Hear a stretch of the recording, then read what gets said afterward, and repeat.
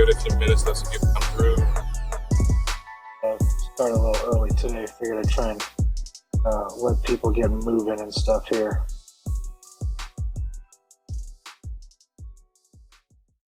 Wow. It's my favorite thing when Twitter decides it's going to go back to home instead of most recent tweet. Thanks for that.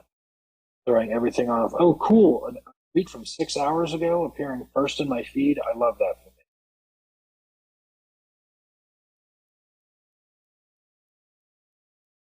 But When you were talking, I heard you a bit, but it was breaking up. I'm going to try and disconnect my Bluetooth. See if we can try it again, okay? All right. Sounds good.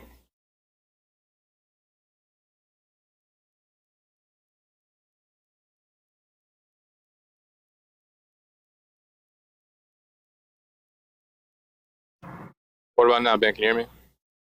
Oh, yes. I definitely can hear you now, sir. Perfect. Awesome. Ready. Yeah, I'm ready to get started when you are, man. Just want to give it a few more minutes. Let's wait 1 or 2 more minutes. I can pull a couple things up.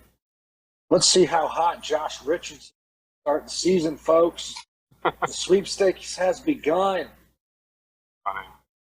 I think it was real interesting. He tweeted. He was just like, "Hey, call me if y'all need me. You know, I'm available. Give me a first round pick." I'm pretty sure that we both know that was not in reference to getting any sort of trade. I know. It's just, but I do enjoy a good trade. You know, we love the San Antonio trolls, right? So many bridges to live underneath. That's funny. But yeah, I think it's interesting to think that Josh Richardson is the sole person available, sole person reasonable. Sorry, for no Malachi Brandon minutes, and it's kind of obvious. He's literally a wing that if he was hurt, Malachi would probably get maybe 10, 12, maybe more minutes if he's hot. But he's in Austin. We'll talk about that obviously during the show. But yeah, it is literally the day of Jay Rich. Josh Richardson is the sole Spurs media baby darling for the day. Everyone was talking about it. He is the hot topic. There's only a year left on his contract. You would think every other contender, you know, he's a better version of Duncan Robinson for cheaper. You know, Duncan Robinson's being talked about for Jay Crowder right now. I don't really know what's all that going on, but I mean that's mostly because I think those contracts match up after the money they gave Duncan Robinson and what Jay Crowder is supposed to be. That would be my guess. That's the highest paid, highest overpaid being in this league. That's crazy. He's literally unplayable. I mean, That's crazy. Yeah, he got played out of the playoffs last season. He couldn't be on the floor for certain stretches because he didn't play defense. Got to focus on that podcast, you know? It's kind of wild. Yikes. Let's get started. No, that's going to be a no from me. But yeah, let's talk about Josh Richardson. He's got a nice start to the season. In the 3 games he's played, 22 minutes a game, shooting 48% from the floor, 47% from 3, has made all of his free throws. Granted, small sample size theater, folks. 3 games in the season, but averaging almost 13 points a game as well. So and you know, he is.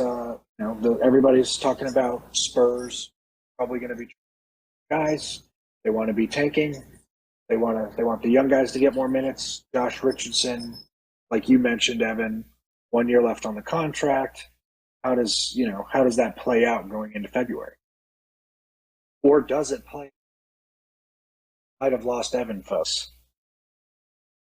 He got so excited about Josh Richardson, his mic doesn't know what to do. But we'll keep this thing going, no worries. So Josh Richardson, we're going to take a look at contracts here because, we have the internet at our disposal. And see exactly what we're getting into with Jay Rich. Yes, many laughing faces. Thank you. I do enjoy a good emoji. Not generally. Hey, there's that. Generally like the emoji at your. I think we got a few. Can you hear me? Yes, I can hear you now. Oh, perfect. Sorry about that. I went through a rough spot. But when it comes down to Josh Richardson, man, sorry, I know. I'm sorry. But when it comes down to Josh Richardson, there's not a lot of wings that offer what he has in terms of a 20-point per game, 20-minute per game wing that will be down to play possibly up to 25, 26, or as low as maybe 13, 15.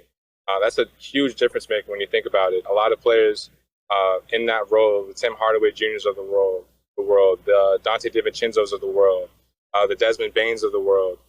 These are tiers that Josh Richardson can find himself in at times, but in terms of consistency, what he brings as a veteran leader, really need to make sure this is a better pick than a possible 2027 Lakers first round pick, because he's very more valuable than that. Agreed. We'll see. Go ahead. I was just going to say I'm totally in agreement with you. And this, by the way, this last year of his contract is worth about $12.2 million, just a shade under that, and he is guaranteed all of that money. So, as far as working trades and matching salaries, Yep, I'm at the hop in the trade machine because a lot of these teams that have a lot of cap space that may end up needing some more wing depth. I don't want to give these guys title contention, top 3 seed, off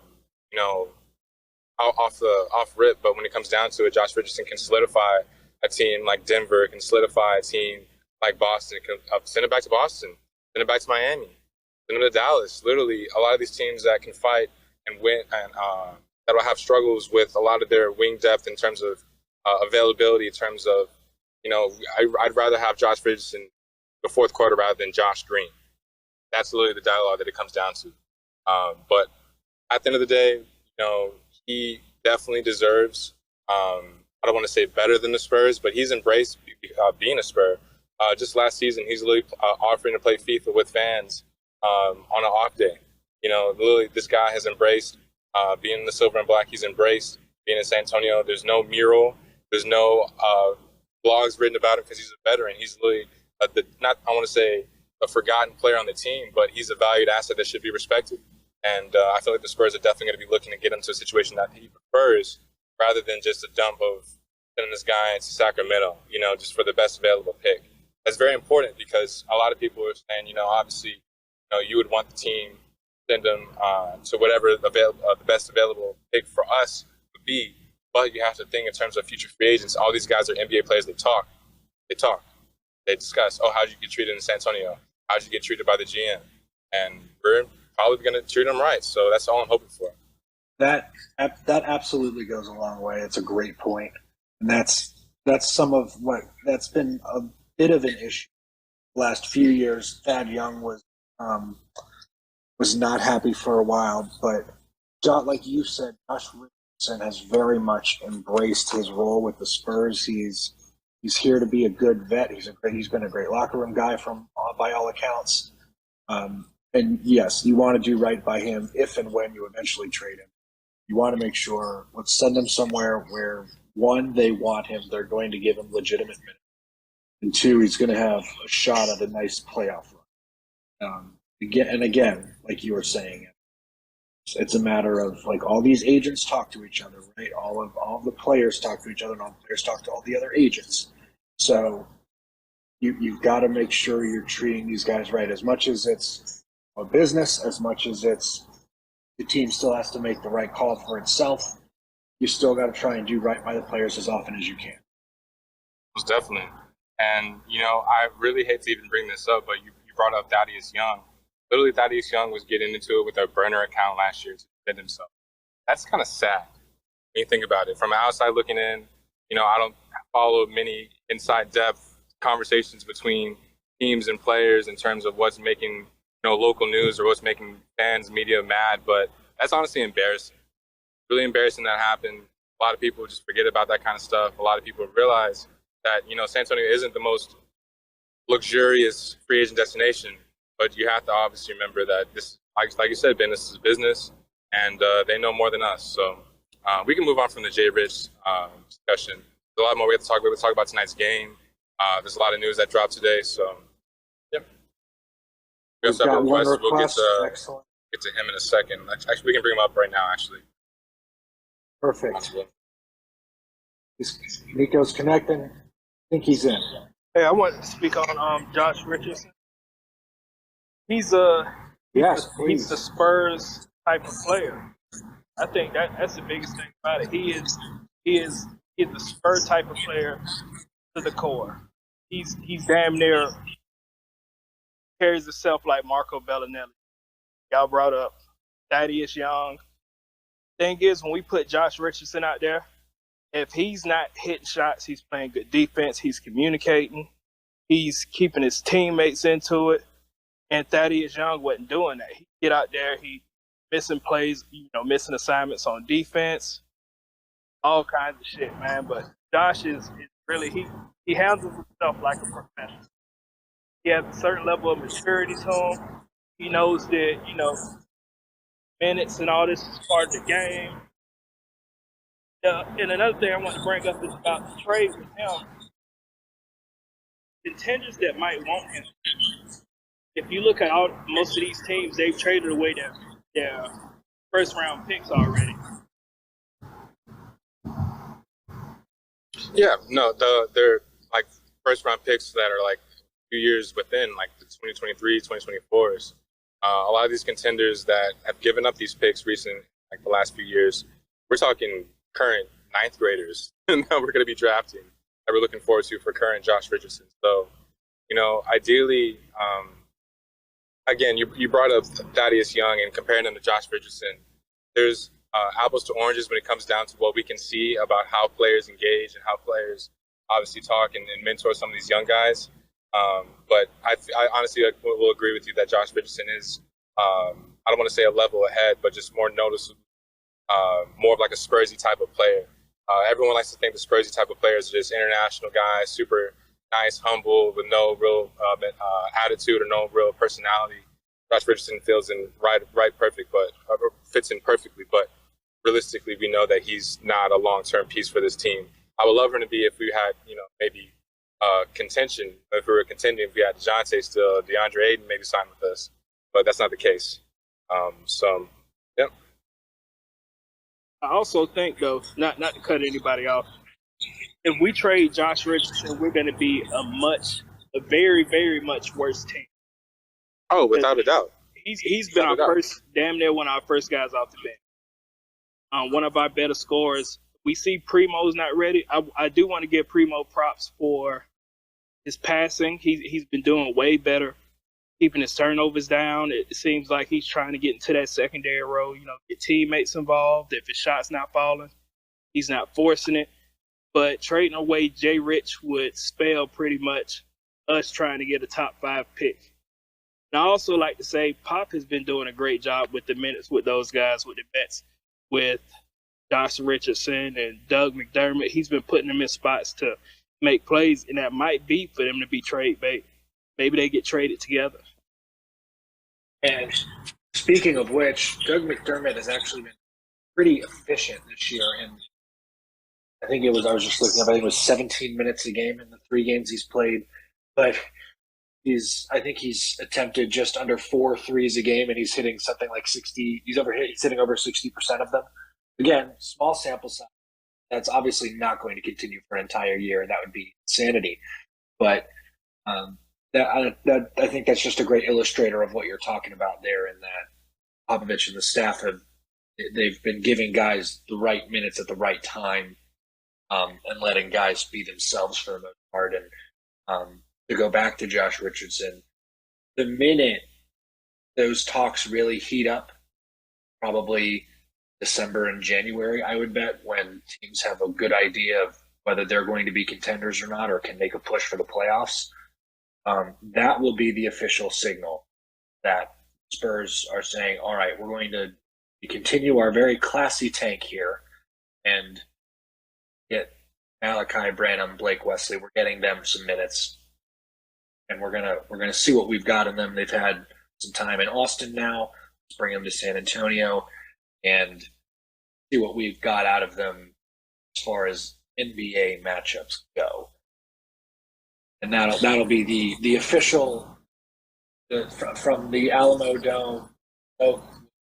Ray, it'll be what is it? The white smoke for a new pope. However, we're doing this, but that will be the official signal. And speaking of bringing guys, Austin to San Antonio, we're going to talk about some Austin guys now. I know Evan had a couple guys he has his eyes on. We just got the news that Jordan Hall was cut so that Charles Bassey can get a two-way deal with the Austin San Antonio Spurs. So where does that put Bassey, who was a guy coming out of Western Kentucky, played in New York, who I thought he had some nice moments there, but hasn't really put together enough of them to stick around with an NBA team. I didn't really give you a question Evan. Let me ask you a real it's question. okay. I know. I can what do we think of the Austin? Oh no, man! Charles Bassey, that notification from Shannon got me really excited. He's actually I played in high school in the San Antonio area. Played a little bit in terms of a lot of G League starting center minutes that actually were very valuable for the Philadelphia. I forgot their G League affiliate name, their team name, but realistically, if you're looking for the best, when I say the best two-way center available for the rest of our rookies, there's no other center that I would look to besides maybe I don't want to say like a Luka Garza, like someone that has potential to be like a backup of a backup of a backup of a center. Charles Bassey's never going to be anything significant in this league. But in terms of right now, imagine the starting lineup of Charles. We're going to go from the bottom up. Charles Bassey's a center, pick and roll threat, not really a lob threat, and shoot from the outside a little bit. Has a funky form, kind of like Walker Kessler, but he can knock it down. Give him some time, he can knock it down. Charles Bassey, cool. Dominic Barlow, two-way guy. Hello, rookie. Show us what you got. The power forward. Malachi Branham as the soul of the offense for a G League level team. I want you to imagine him dropping 25, 30 points. We saw Joe Wieskamp literally light up the G League on multiple occasions. Malachi Branham's going to go off. Might drop 40 on some time. He should be the starting point guard, but I want you to imagine Blake Wesley being the initiating hybrid guard next to possibly Jordan Hall. That's a good, but that is a good starting lineup between them. And then also, a lot of people don't pay attention to this stuff. The vets they sign, obviously like the Devontae Kaycox, Damian Dodsons of the world last year, these guys aren't on the team anymore. But the guys that they picked up recently, even that they traded for to get a lot of these guys that they drafted in last week's G League draft, very solid. I have to obviously look into more of their tapes. I have to obviously look into if they could possibly be actually San Antonio Spurs, which is more than not the case off the top of my head. But in terms of, an exciting team that fits, that meshes, I'll be at a lot of these Austin Spurs games, literally, man, and it's going to be a lot of fun. Expect Blake Wesley and Malachi to be a tandem that's going to be tearing it up on a night-to-night basis. They start playing November 4th, if I'm not mistaken. So just not even, a couple weeks away. When it comes down to it, you're going to be looking at a lot of these guys saying, man, give him minutes in San Antonio. Give him minutes in San Antonio. Let us, I want to say cut a few people. Let us trade a few people away. Josh Richardson, Doug McDermott.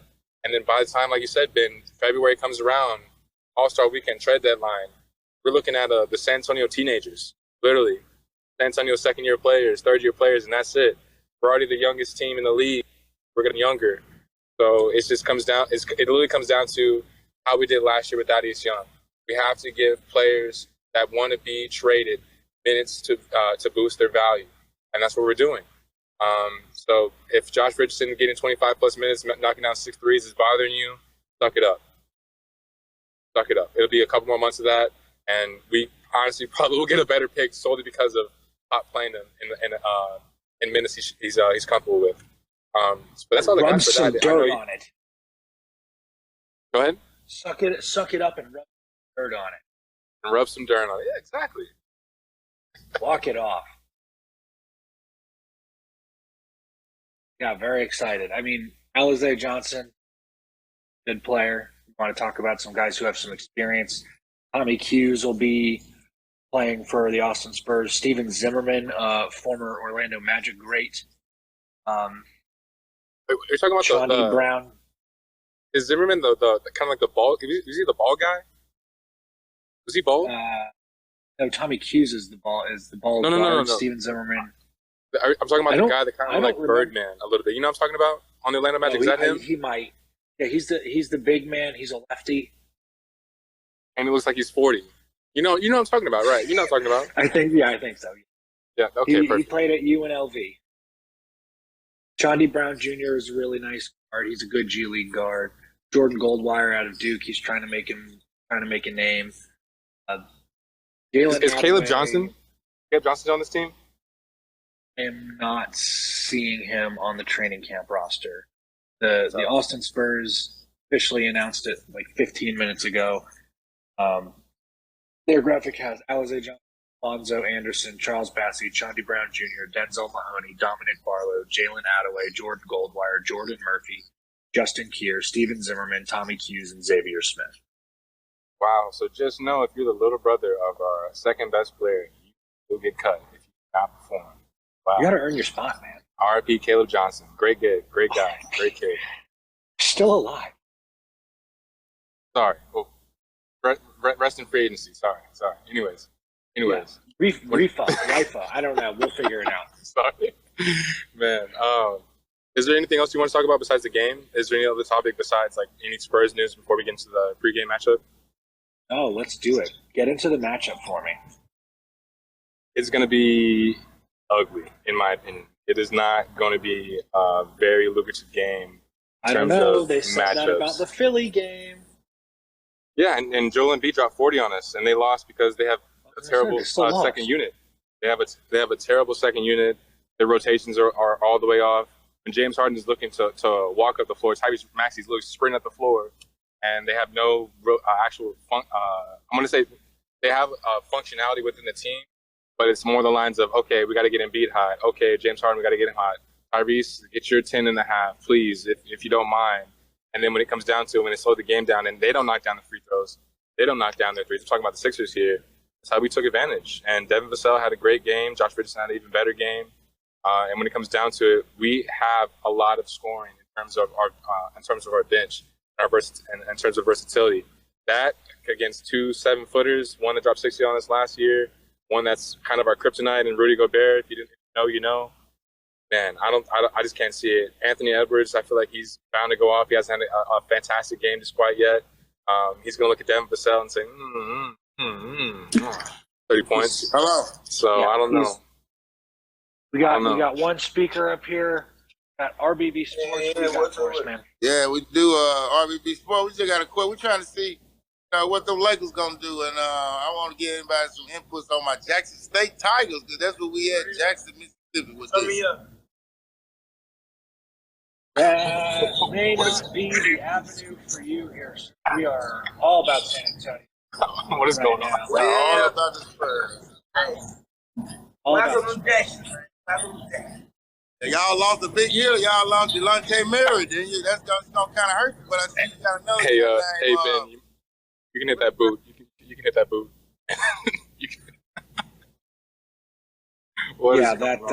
That is one thing we will not be tolerating. Fun, great. First one of the very excited for the.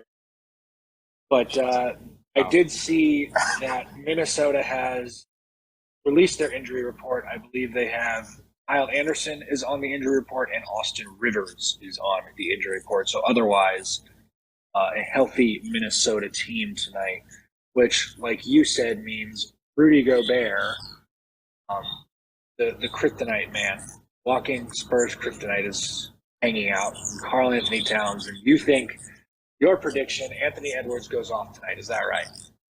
When I say off, gonna have an efficient game, but I can't just. Let me rewind here. I'm not just gonna slander our guys here and say Anthony Edwards is gonna just drop 30 points. He's gonna have a great game, and it's gonna be hard to stop him. We have to reword our words here, so it doesn't sound like I'm slandering. I'm sorry, I'm getting some hecklers in the DMs.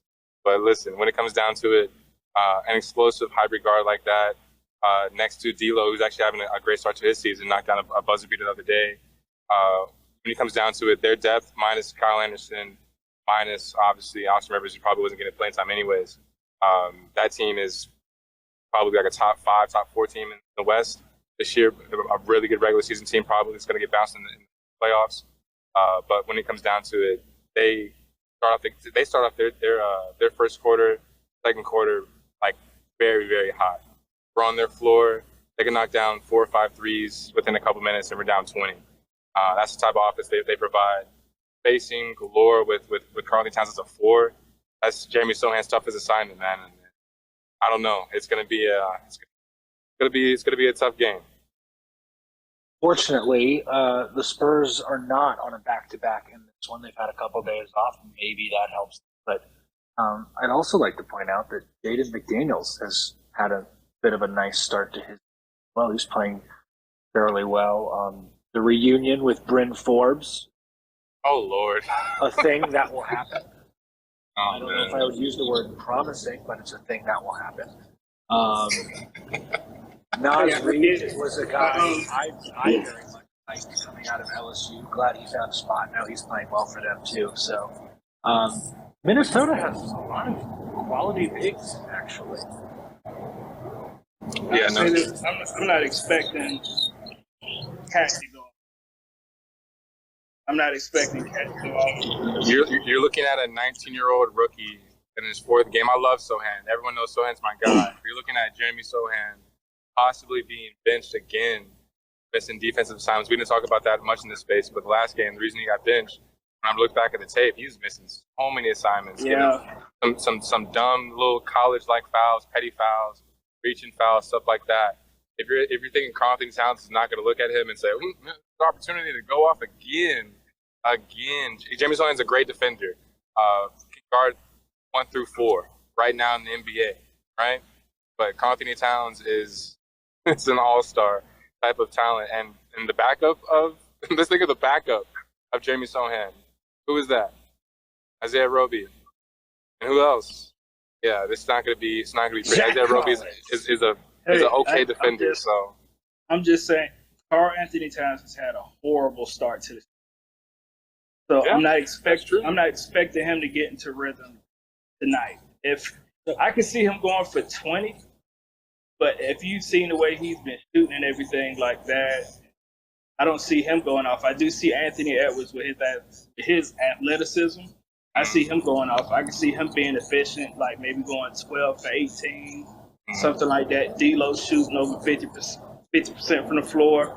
Gobert giving us trouble. I could be wrong though. Cat could get in the rhythm tonight just because of who he's playing.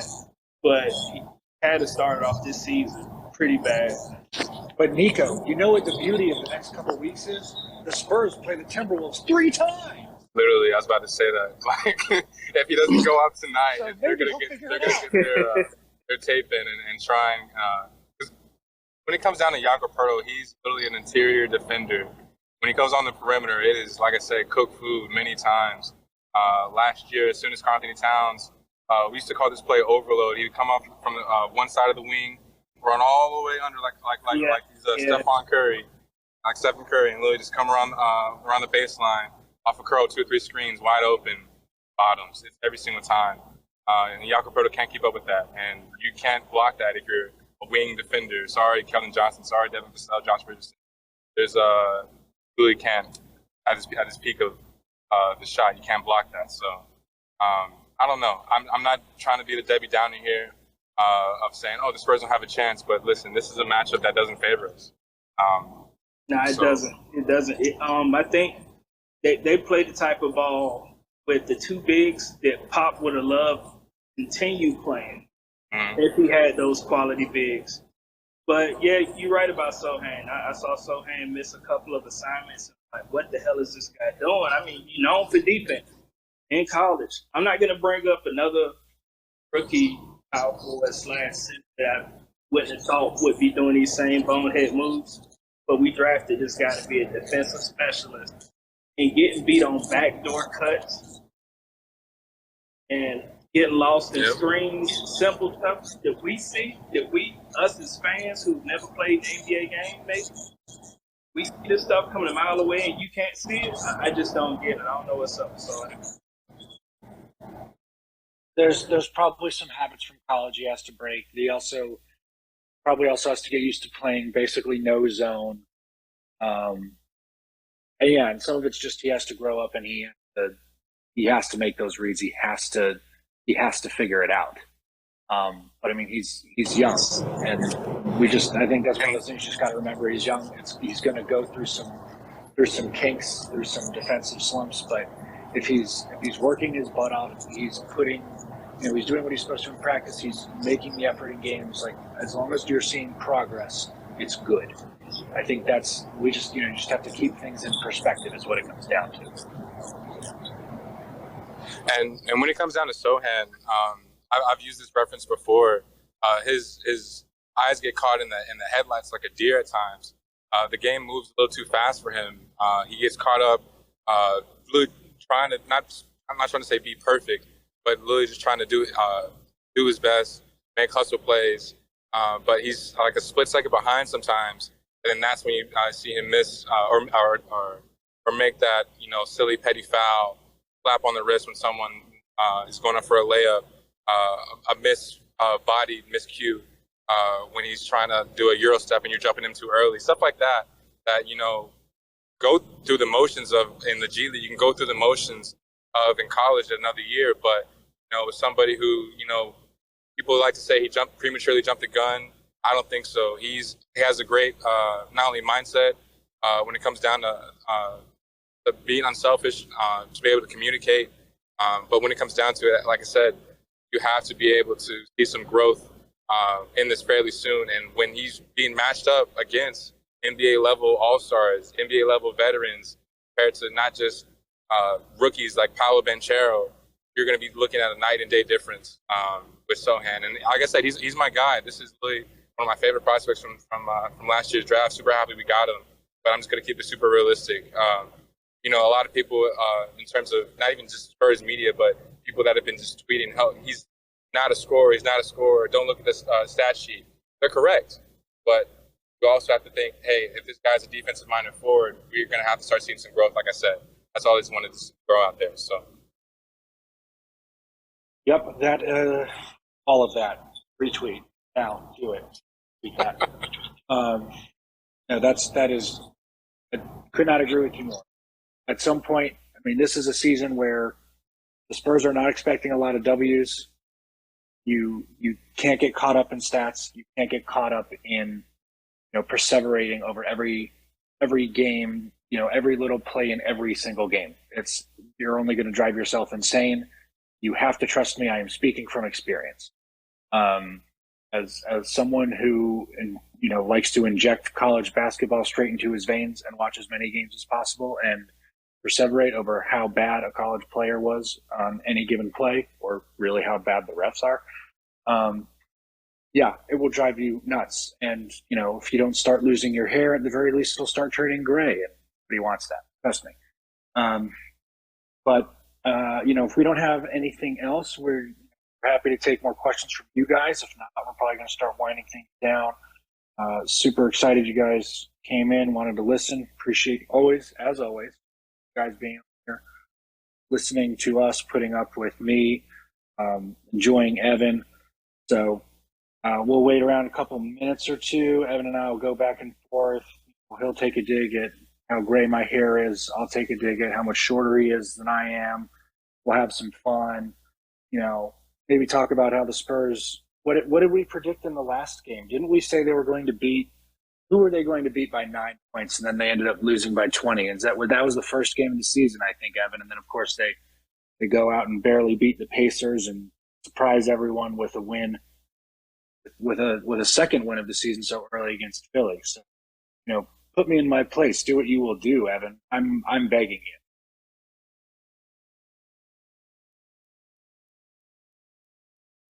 If he is in fact still there. Look, my co-host. Oh, sorry, my bad. Incredible. Can you hear me? I thought we had better chemistry. You've ghosted me already. Can you hear me? What did I do to deserve? Can you hear me? Yes. Perfect. Sorry. But yeah, off the top of my head, kind of something I just want to communicate to every fan listening. When you watch this team, This team is missing key role players, obviously not even to contend, but to have functionality. We do not have an athletic wing. You name one. We need one. We don't have one. Every team has one. We don't have a solid backup center. Zach Collins is not the answer. He might be the answer, but he's not the answer. That's my evaluation right now. Really not the long-term answer right now. He might be in the draft, right? We want Wemby, right? But if Jakob Poeltl is the starting center for the future, we do not have a solidified backup center. Now, players that are in these roles, Isaiah Roby is a backup center at times. Zach Collins is a backup center at times. You have to be looking at their matchups when you come up with your. I'm not trying to tell you what to do, but look at the matchups with these players when you come up with the discourse that you're about to tweet, about to say, about to even process. A lot of just unfair takes, a lot of just unrealistic comparisons have been made against a lot of these players. And honestly, it's just due to the lack of media giving a lot of these players love. Devin Vassell last year was being compared to Mikal Bridges of the Phoenix Suns. They are nowhere near the same player, but just because JJ Redick said that on a podcast, people can say, oh, I know about Devin Vassell, but they call him Devin Vassell, literally. So at the end of the day, Devin Vassell had a bad first game, a couple good games after that. Every single third-year player is going to have struggles. Every single NBA player is going to be inconsistent. But I want you to value about how consistent and how inconsistent they are. Trey Jones is having a great start to the year. Trey Jones is honestly, right now, in my opinion, everyone likes to say Devin Vassell, Keldon Johnson is probably going to be the most improved player candidate from this team. It's Trey Jones. It's Trey Jones. Did anybody think Trey Jones is going to shoot 40% from three? Crickets. Anybody actually think that Trey Jones will be ready to have a solidified point guard position, starting point guard role 30 minutes, and he's being forced off the floor only when he's dead tired? No, people thought he'd be making mistakes, and he's only going to be 24 and 24, and we're going to sign maybe his brother or another point guard because we didn't think he's going to be ready. This kid is ready. So he needs to be paid. Jakob needs to be paid. And right now, we got some claps. Right now, that might have been me. That's funny. Hey, I appreciate you for coming through. Right now, you have to think about how valuable players are. Trey Jones, what's his value in next year's market, do you think?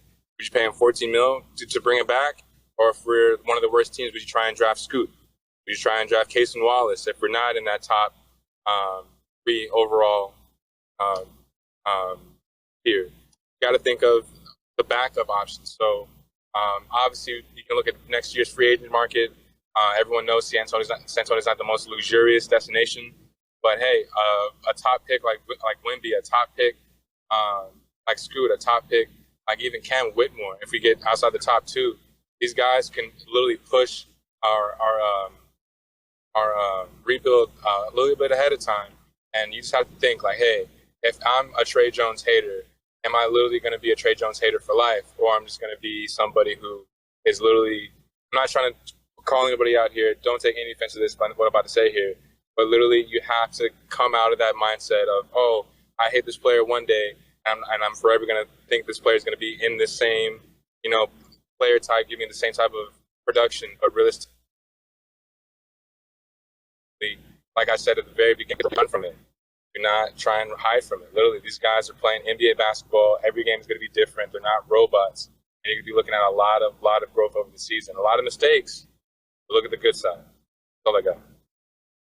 Evan, I'm sorry to disappoint you, but I've actually already created a burner account that is at Trey Jones Hater number 4 life with a Y, just the misspelling. No, Trey Jones, you're absolutely right. Trey Jones has been fantastic to start the season, and he's definitely going to be making a case for most improved Spur this season, which is super exciting because this was a guy everybody was frankly terrified about what he might look like as the starting point guard in the NBA. And there were a lot of people for this season. I don't think they were necessarily Spurs fans, but I saw a lot of vitriol against him about he's got to be the worst starting point guard in the league, which is totally unfair. Not to mention, like, Russell Westbrook still exists.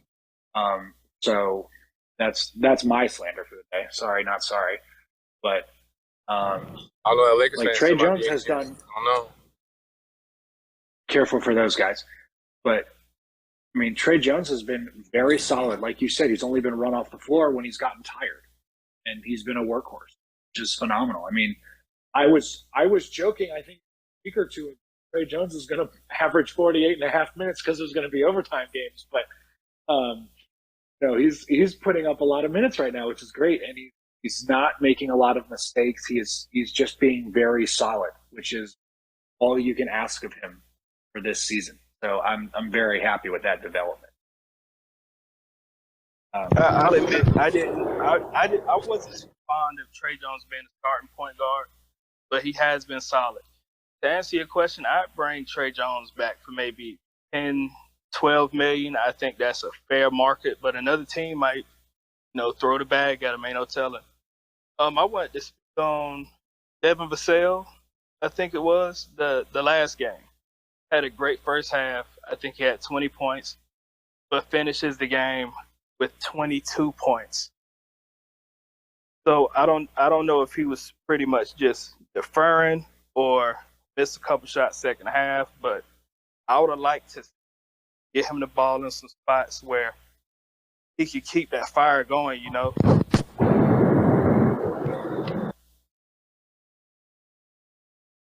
Yeah, ending a half with 20 and then finishing 22, not usually ideal. But I think most players will tell you, well, we got the W and it matters, which they're not totally wrong. Hey, that's like 75% matters. For this season for the Spurs, yeah, you want to see Devin Vassell be a little more aggressive. Part of it is you just want to see him shoot a lot. You just want to see him. You want to see him get to spots. You want to see what he's doing, how he's growing. But at the same time, some of that is, how and when does he defer? How and when does he decide to get other teammates involved? And was that the difference in the game? So I think that's something to consider as well. It was literally Matisse Thybulle and Doc Rivers' halftime speech, probably him losing his voice and a vein probably popping out of his head, screaming at Matisse saying, "Hey, we will ship you if Devin Vassell scores another bucket on you." Devin Vassell is having a mid-range pick and pop galore game in the first half, and when a third-year player like that, maybe he was supposed to have 16 points throughout the whole game, drops 20 on you in the first half, and you're down, you're gonna make some assignments and some adjustments to solidify him not going off in the second. But PJ Tuckers of the world and Matisse Thybulle, their defensive presence, they made a difference. But at the end of the day, the Spurs still made adjustments to spread the ball around. Obviously, Josh Richardson was like the sole outside scorer, knocking down 6 threes. But we spread the ball around a lot. Trey Jones had a great game. Jakob Poeltl literally was Jakob Poeltl, 21 free throws, knocked down 13 of them off the top of my head, I think, which was great. So we do have to start wrapping up here. But if anybody does have any more questions, feel free to throw them at us now. Nico, we definitely appreciate you. We love having you up on stage. I will look at my DMs real quick to see if we got anything. Dry as always, SB. That you love to see that. Well, Matisse Thybulle only played like 3 minutes that game, but I'll speak on. Last thing I'll talk about is, I know y'all probably don't much care about it, but I do, because we don't get. It just shows how little Spurs get media attention, and it's damn near disgusting. It was KG on whatever his little panel was, Paul Pierce, Steven Jackson, and one of the things they said was, "Is it something different about Murray? He's been going crazy summer league." But if they actually followed Murray whole career, he plays pro-am damn near every offseason if he's not injured. He plays with a fire intensity every game in the NBA. He's always had that little nasty, streak to him. But all of a sudden, he bounces the ball off somebody's head. Everybody's like, he's the exact same player. Also, Steven Jackson said something of, he was held back by Pop. Last year, 20-point per game score, I believe, 8 or 9 assists, 8 rebounds. who's holding who back. And DeJounte Murray still has the same efficiency ATL that he had in San Antonio, which was shooting. And also to add on to that, Kawhi Leonard, he said, that's why Kawhi had to leave. Last time I checked, Kawhi Leonard played his most games with San Antonio. That's 2016, 2017. That year, I think 25 points, maybe 7 boards, not too many assists. Only thing we can say changed about Kawhi at all was his passing. Got better as a passer. Other than that, his game has not changed at all. His mid-range used to be his main thing. He still posts up, plays the exact same way. But I feel like if we had a stronger media presence in the NBA, guys would check this shit off the bat. Because, it just gets ridiculous at times. It's just almost like, are you watching basketball, The other problem is you're talking about Steven Jackson. You're talking about a guy who has a bone to pick with San Antonio. He's going to be biased. It doesn't matter that San Antonio helped him get a ring. It doesn't matter that they kept him around longer than they should have. He's never going to mention the fact that he was a locker room menace, complete problem.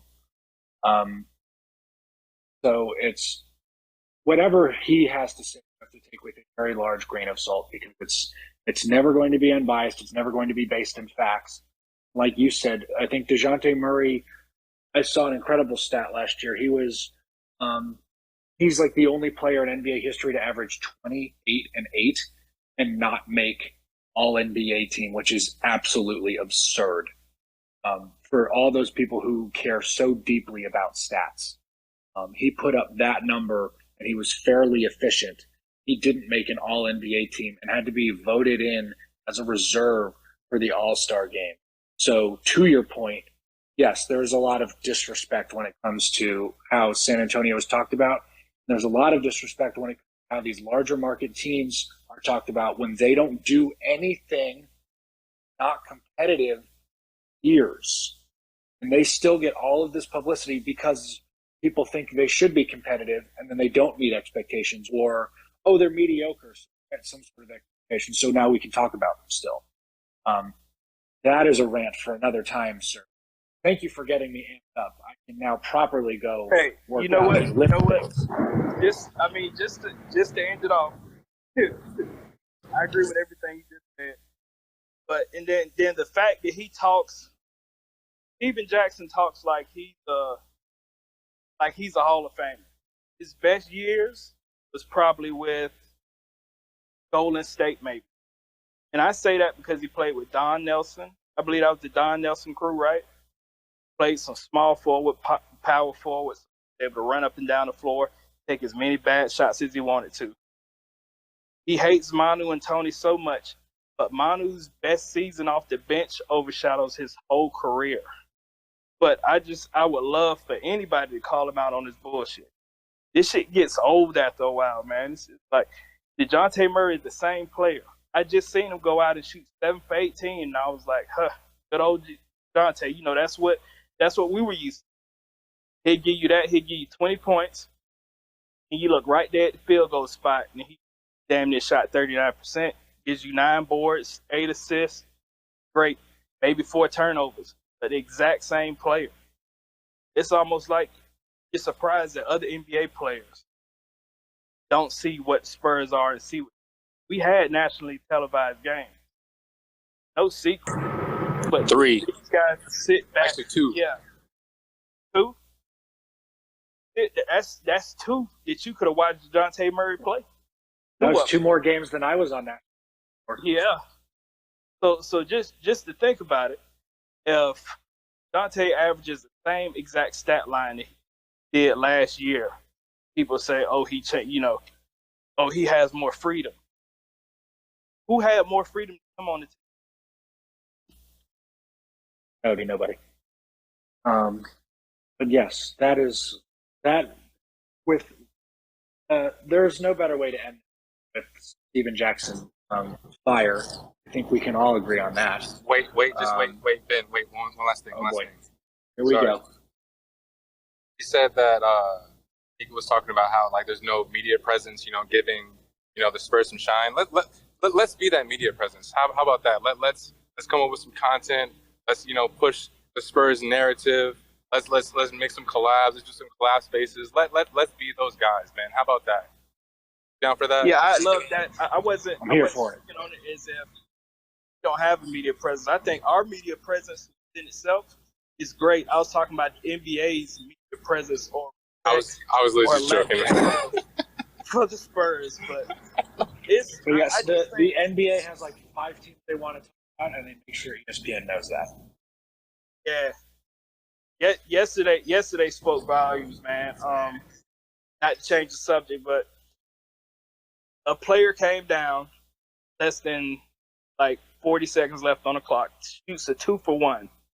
They completely don't talk about stupid 3 that was taken before that, or the bad defensive play that was a game-winning layup. And they went exactly to one player. You look on Bleacher Report right now, they have a pinned tweet of said player. Nobody ever talks about how they fell off defensively or anything like that. People bring up age. At the age of 37, Tim Duncan was still playing solid defense. Damn good defense. But yeah, that's what the media is. You're right. They go for what gets the clicks. Always and forever, never forget. That is going to wrap it up for us. We're going to head out of here. We appreciate you guys listening in. Nico, of course, always appreciate you. Evan, you're decent or whatever. No, I'm just kidding. You're my guy. Appreciate I you. gotta Thank throw you. in one. But we're gonna we're gonna cut it off. We're gonna head out. We'll probably see you guys, I'm sure, next week. Would love to hear more of you guys come up on stage, talk. We'll keep it an open mic next week if we don't have any breaking news, any trades or anything like that, and we'll let you guys get out of here. Go eat dinner, be with your families, touch some grass, whatever you got to do. We'll be in touch. We'll see you guys, hear you guys next week.